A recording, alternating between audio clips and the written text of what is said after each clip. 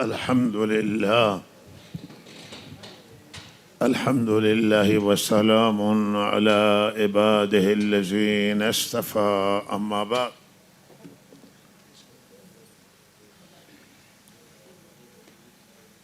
الله أكبر الله أكبر، لا إله إلا الله والله أكبر الله أكبر ولله الحمد.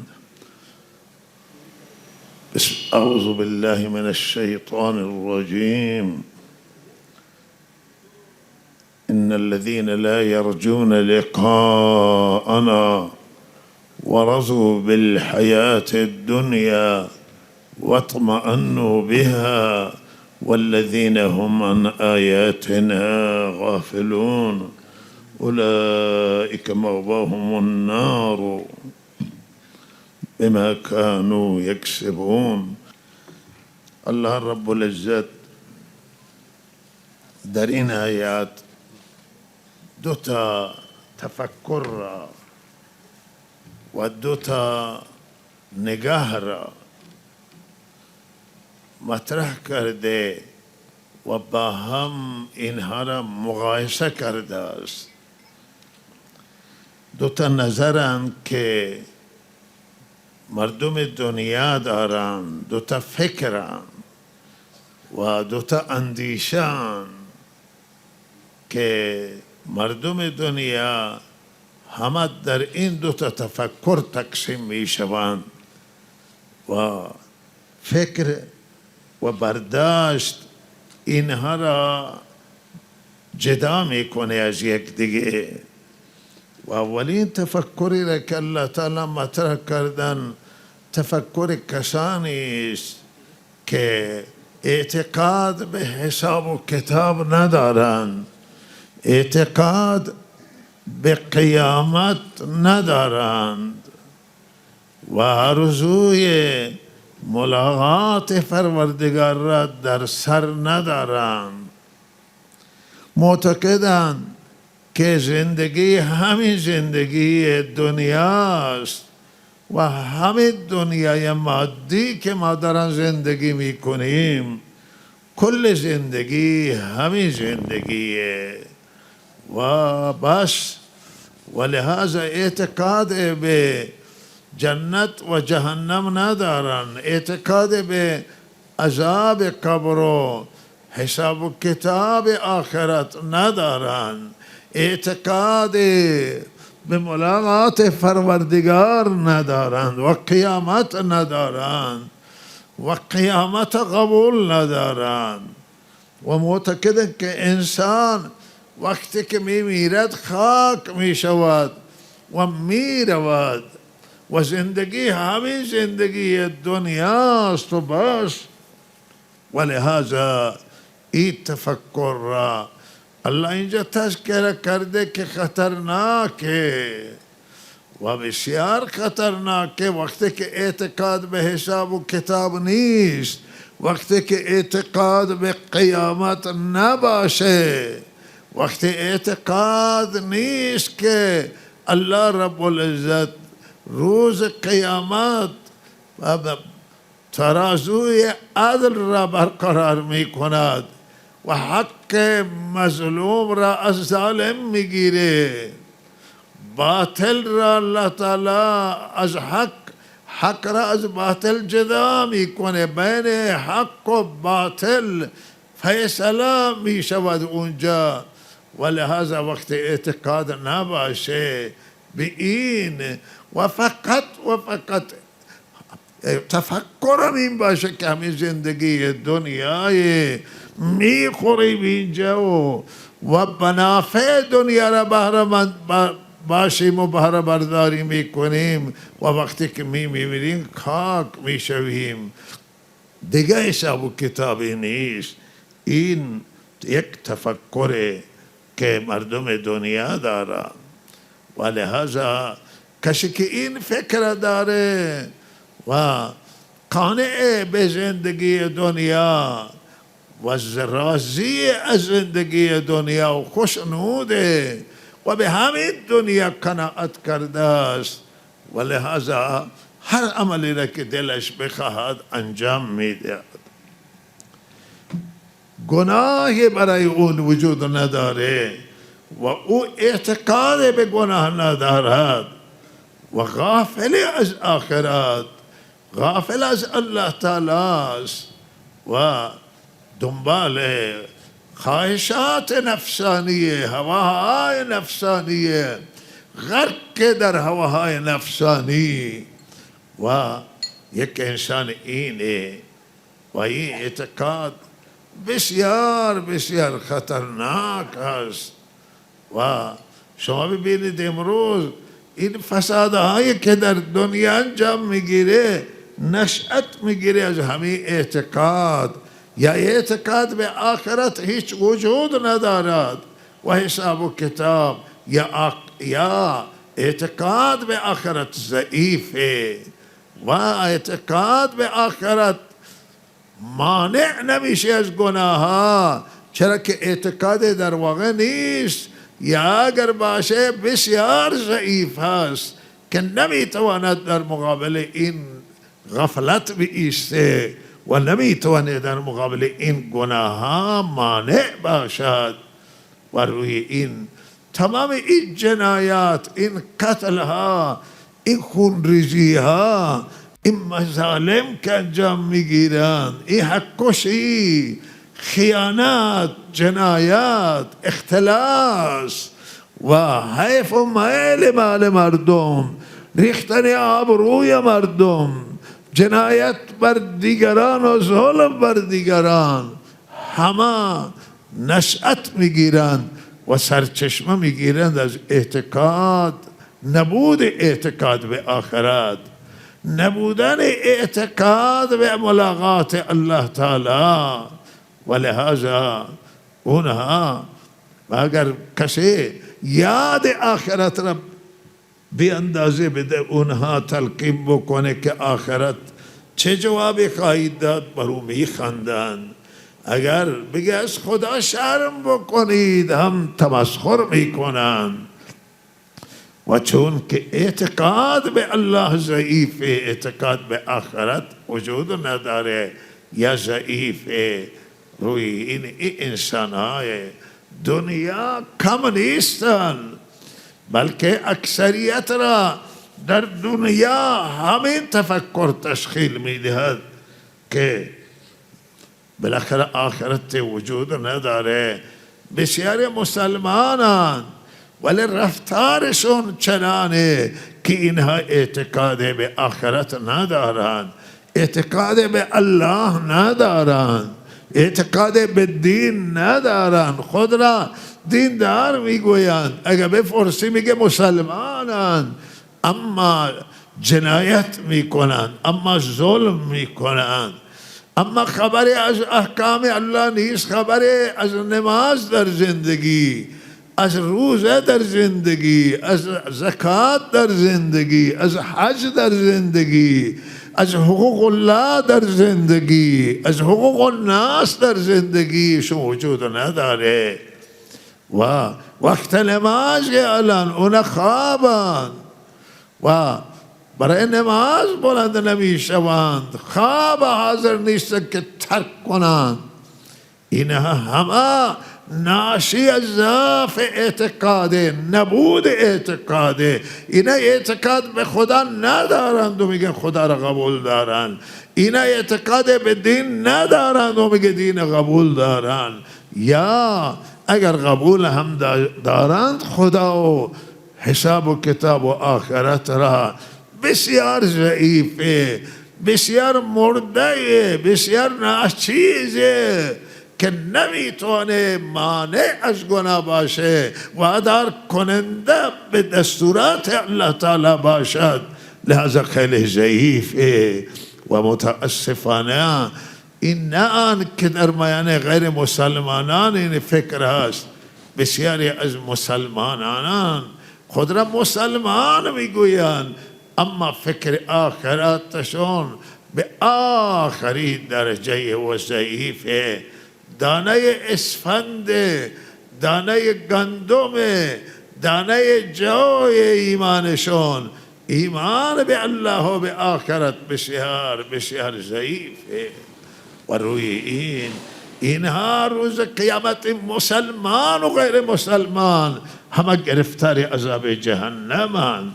نیست که کسی نامش را مسلمان بنامد، نامش را متدین بداند و او عمل نکنه و از خدا نترسه و فرائض و واجبات را ترک کنه، حرام انجام بدهد و حقوق الناس در نظر نگیره، حقوق الله را، او بهشتیه نه، او جهنمیه و به جهنم میرود به این گناههای بزرگ و خدا بدانه که چقدر در او جهنم میسوزه.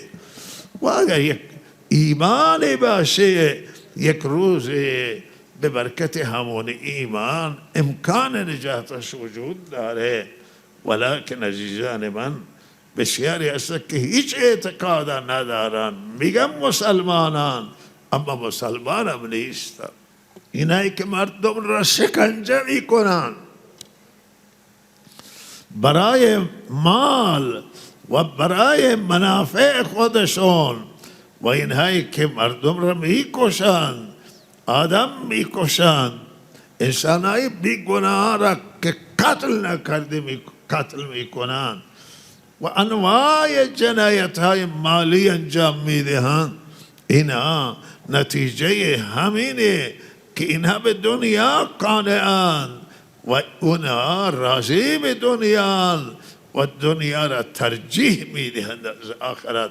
قرآن تعبیرهای مختلف داره در کتاب خود، در قرآن عظیم و شان تعبیرهای مختلف داره در رابطه با این مسئله که بعض جا می فرماید کلا بل تحبون العاجله و تذرون الاخره، شما دنیا را دوست دارید و آخرت را ویل کردید، آخرت را پشت سر انداختید، نادیده گرفتید. همین سعادت دنیا و سربلندی دنیا فکر میکنید، مال و منال منافع دنیا. و بعض جا اللہ تعالی تعبیر دیگری داره که شما دنیا را بر آخرت ترجیح میدید. و عزیزان من این مسئله که امروز اگر میبینیم که چه گناه ها و فسادای انجام میگیره، چه ناهنجاری ها و مشکلات انجام میگیرد، چقدر حقوق مردم تلفه، چقدر حقوق الله تلفه، نشأت میگیره از حب دنیا، از ترجیح دنیا بر آخرت، نشأت میگیره از اعتقاد که اعتقاد به آخرت نیست و یا اعتقاد بسیار ضعیف و مرده است. اینها را الله تعالی می فرماید که اینها روز قیامت همه به جهنم می روند. الله اینها را به جهنم، هزاران نفر الان در قبرستان موجودند که نامشون مسلمان بوده، جنازه هم خواندیم بر سر اونها ولی رفتن و به عذاب گرفتار شدن در قبر. چرا؟ که آدم کشتن، چرا که مال مردم را بردن، چرا که تهمت زدن به مردم، دروغ گفتن و خلاف کردن، نماز نخواندن، روزه نگرفتن، زکات ندادن، حقوق مردم را ضایع کردن و مردم آزاری کردن، رفتن به جهنم. از رسول صلی الله علیه و سلم پرسیدن از زنی که فارسا هست و صالح و عابده و اما مردم امسایه از دستش اذیتن، آزارن، تکلیفن، بدزبان، بد اخلاق، ولی بای حال عابده. و این معنا و مفهومش همین در میاد که این زن سحرخیز بوده، عابد بوده، ذاکر بوده، اما اخلاقش بد بود. فرمودن حضرت که این در جهنمه، این در جهنم، این زن عابد در جهنم است. و یک زن دیگری را تذکر کردن که فرائض ادا میکنه، واجبات ادا میکنه و به نوافل نمیخوانه یا زیاد مثل او زن اول، ولی همسایه ها همه راحتند از او، از زبان او، از اخلاق نیک و خوی او. فرمود که این در بهشته. و لحاظا عزیزان من اینا دو تا زن تذکر کرده، دو نفر را. یکی که یک زنی سگی را آب داده بود، آب سگ تشنگی را، وقتی او خودش هم تشنه بود سر چه آمد برای آب و دید که سگ اینجا دورو میزنه و تشنه و خاکهای مرطوب و نم را این به دهن میگیره و او آمد داخل چاپ این آمد و موزهاش را از آب پر کرد و خودش آب نوشید و آورد آبها را به این سگ داد. گفت که این سگ چنان که من تشنه شدم او تشنه. والله از او تشکر کرد. این زنی که عمل نداشت او را الله برای همین حیوان که تو ترحم کردی برای حیوان الله او را بخشید. و زن نمازخوان و دیندار را که گربه را که این گربه خرابی کرده بود در خانه، این گربه را بست و از گرسنگی او تلف شد و تشنگی مرد، او را به جهنم انداخت. و آن حضرت در صلات استسقا که در مدینه، ببخشید صلات کسوف که می‌خواندند و نماز کسوف ادا می‌کردند، خورشید گرفتگی آن حضرت می‌خواندند و او زن دیدن در جهنم که گربه به جانش افتاده. گربه، او زن رفت به جهنم به خاطر بی گربه و گربه را الله مسلط کرده در جهنم که چهره او را با پنجه های خود خراش میده و زخمی میکنه و به سر و جان او افتاده از گربه.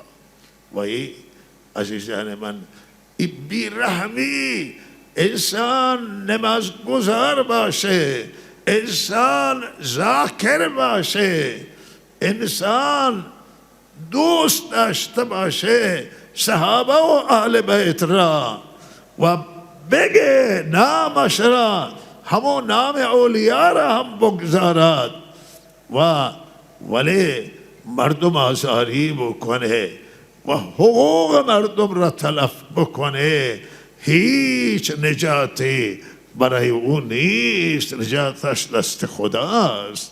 والله او را به عذاب گرفتار میکنه که تو مال مردم را حیف و محل کردی، تو جنایت کردی، تو مردم آزاری انجام دادی، تو خدا را بندگی کردی، اما حقوق الناس بیت المال را اختلاس کردی و مورد دستبرد قرار دادی. بیت المال مال مردم و لحاظا به عذاب گرفتار می شود.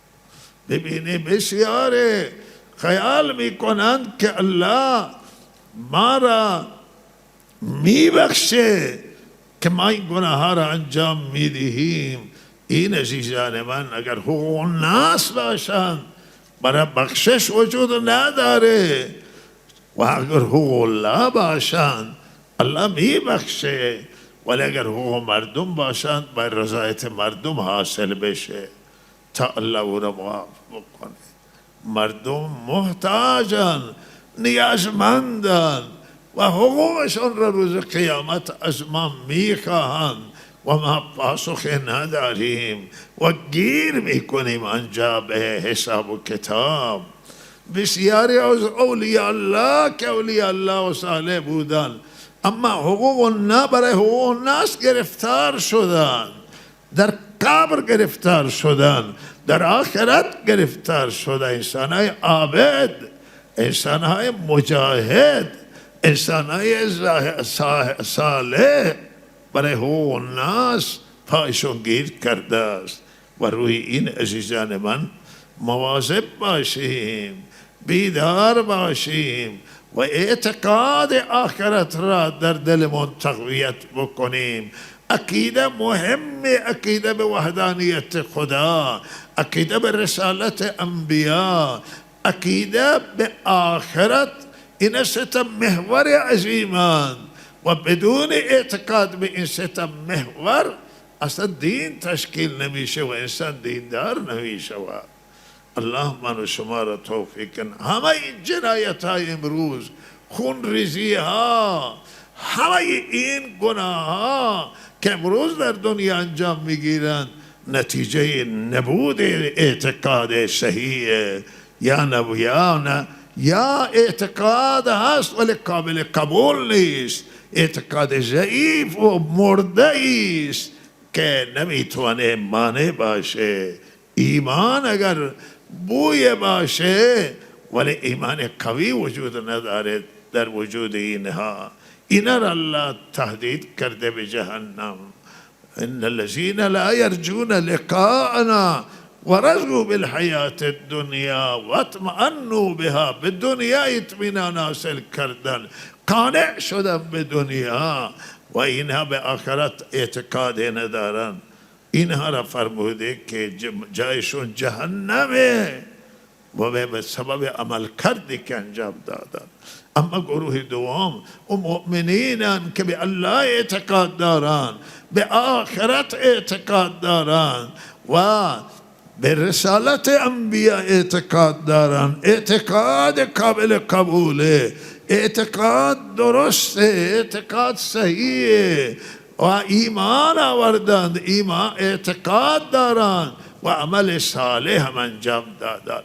چرا که اعتقاد تنها کافی نیست، عمل صالح باید انجام بگیره و با عمل ایمان و عمل صالح انسان الله مغفرت میکنه، فرایض انجام بده، واجبات انجام بدهد، حقوق الله را مورد توجه قرار میدهد و به حقوق الناس اعتنا داره و توجه داره و اینها را انجام میدهد.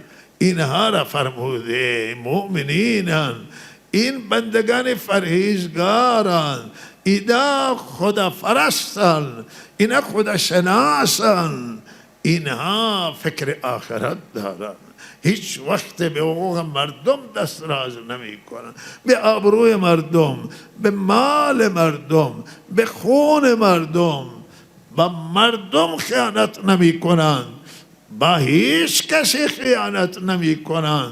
اینها سالم زندگی کردن، عمل نیک و صالح انجام دادن و به حقوق الله بی توجه نبودن به حقوق الناس و الله اینها را راهنمایی می کند به برکت ایمانشون. الله اینها را به بهشت راهنمایی می کنه. روز قیامت اینها می آیند و اینها را الله تعالی مغفرت می کنه و اینها مستقیما به بهشتشون وارد می شوند و به بهشت خود می رسند. به باغات الله اینا را راهنمایی میکنه که زیرشون نار جاریه و بهشت که مثل نداره، مانند نداره. انجا الله نعمتهای را آماده کرده برای اینا که نه چشم دیده، نه گوش شنیده و نه در دل فکر آمده است و اینها به بهشت می آیند و وقتی به بهشت می رسند اونجا الله تعالی میگه جنات تجری من تحتها الانهار خالدین فیها و اونجا که میگه سبحان دعواهم فیها سبحانك اللهم و ادعایشون و حرف سخنشون در اونجا اینه که الحمد لله رب سبحانك اللهم و دعواهم فیها سبحانك اللهم میگم پاکی برای الله تعالی است. ای بار اله برای تو پاکی و پاکی خدا را بیان میکنند، شکر خدا را به جا میآورند، اون نعمت ها را که میبینند، اون رحمت های الهی را سبحانك اللهم میگویند و سلامشون اونجا به یک دیگر که میدهند و تحیهشون به یک دیگر آنجا سبحانك اللهم دوام سبحانك اللهم و تحیتهم فیها سلام. اونجا ملاقات دعای نیکشون برای یک دیگر اینه که سلام علیکم، به یک دیگر سلام علیکم میگویند.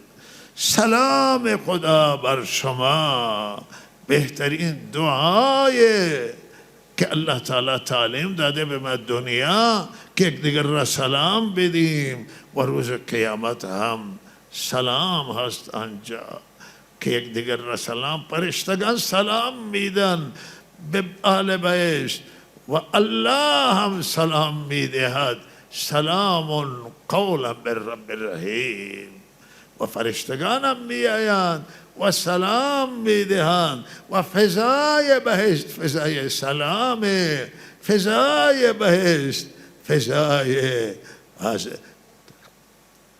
یاد الله تعالی است. سبحانك اللهم و آخر دعواهم ان الحمد لله رب العالمین. آخری سخن و دعایشون آنه که الحمد لله رب العالمین، برای خدا صفات سے و تمام تعریف ها و ستود از آن خداست که ما را چنان نعمت های را به ما عنایت کرد.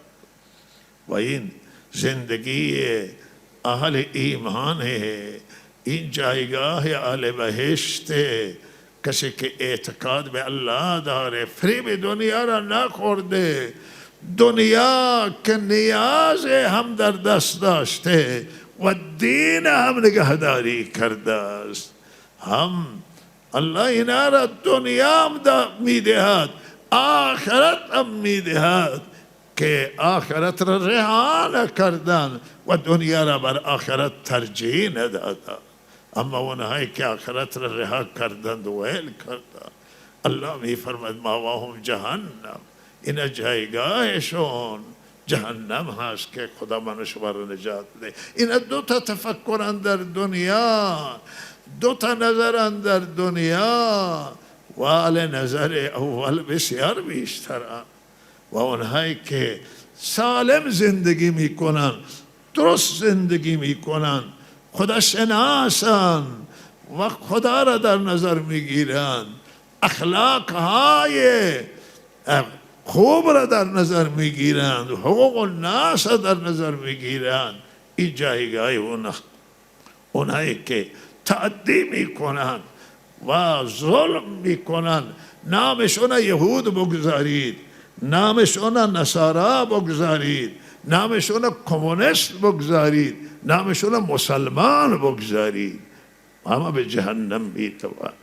و این شهادت قرآن عظیم و شانه و به نام نیست، به عمل کرده. مسلمانی به نام نیست، مسلمانی به عمل کرده. قرآن همین فرموده ان الذین آمنوا والذین هادوا والنصارى والسابئین من آمن بالله واليوم الآخر وعمل صالحا فلهم اجرهم عند ربهم ولا خوف. یهودی باشه، نصرانی باشه، سابئین هم یک گروهی بوده باشه، مسلمان باشه، مؤمن باشه، خود را چه کسی نجات میگیره؟ همه اینا باید ایمان صحیح داشته باشند، عمل کرده درست داشته باشند. بله، به رسالت انبیاء، به رسالت حضرت محمد صلی الله علیه وسلم آخری پیامبر الله ایمان داشته باشه، به وحدانیت خدا، به قیامت، اینها همه بهشتیند، به بهشت می. یهودی اگر ایمان بیاورد به خاتم النبیین، نصرانی اگر به خاتم النبیین ایمان بیاورد بالاخره مؤمنه بر حق و ایمان به قرآن داشته باشه، ایمان به آخرت داشته باشه، عمل صالح بکنه، اینا همه بهشت. اگر ایمانشون درست نباشه که نیست. اوضاع کشور یک دو جمله حرف و وقت تمام شده که مسئله وضعیت اقتصادی فوق‌العاده بحرانی است و فروپاشی اقتصادی بسیار در سطح بالا رفته و وضعیت خیلی بحرانی هست و به هر حال از یک طرف توصیه به مردمانه که به هر حال مدیریت کنند وضعیت اقتصادی را و وضعیت زندگی را که گرفتار نشوند و به بنبست کامل گرفتار گیر نکنند و مردم هم در آب و هم در بر و هم در نان و غذا و غیره لباس، هم خواهران و مادران و خانواده ها و هم برادران و سروران مردان همه باید فکر باشه که شرایط سخت نه اینکه تنها پیداست بلکه شرایط سخت در کشور الان بحرانی آمده و توصیه به مسئولان آنه که این شرایط بحرانی نشأت میگیره از سیاست‌هایی که در کشور حاکمه.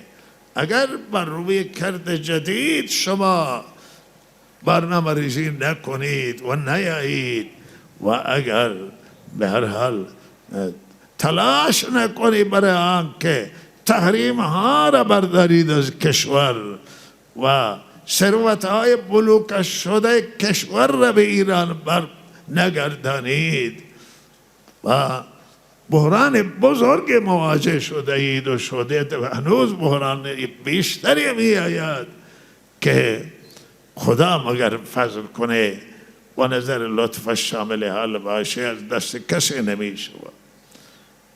هر شرایط یک روی کرده داره و هر شرایط یک برنامه ریزی داره و حتی به هر حال آسیب شناسی حتما کرده اید و اگر نکنید هم بدیهی است که اینها نتیجه بسیاری از سیاستان، بسیاری از فسادهای مالیان که فرا گرفتن کشور را و کشور در این فسادها غرق شده است و لحاظا اینها اگر اصلاح نشوند، اینها اگر درست نشوند و فکر اساسی برداشته نشود و فکر جدی برداشته نشود بسیار مشکلات پیداست و این مسائل تصمیم گیرندگان این مسائل